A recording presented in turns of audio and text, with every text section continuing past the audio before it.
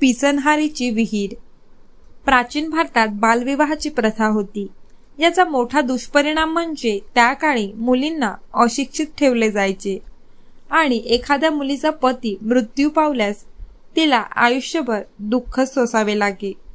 मेहनत आणि मजुरीशिवाय तिच्याकडे पर्याय नसे. अशीच एक गरीब बालविधवा पूर्व मथुरेजवळ राहत होती. ती एकटीच होती आणि आपल्या उदरनिर्वाहासाठी ती पिठाची गिरणी चालवायची. एक दिवस तिच्या मनात गावातून शहराकडे जाणाऱ्या रस्त्यावर एक विहीर खोदण्याचा विचार आला, कारण त्या मार्गावर पिण्याच्या पाण्याची काही सोय नव्हती. मात्र त्या बिचारा गरीब विधवेकडे विहीर खोदून घेण्यासाठी पैसेही नव्हते.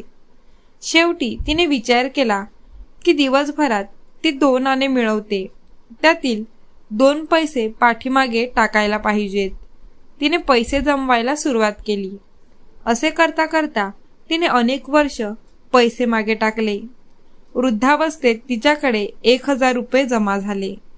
त्या काळी 1000 रुपयांना खूप किंमत होती. त्यावेळी तिने आज दिल्ली आग्रा नावाने ओळखल्या जाणाऱ्या मार्गावर एक पक्की विहीर खोदली.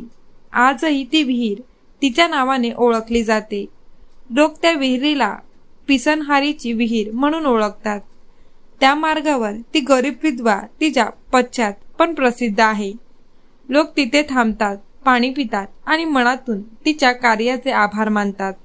तात्पर्य: मर्यादित साधने असतील पण दृढ संकल्प शक्ती असेल तर अशक्य वाटणारे काम शक्य होते.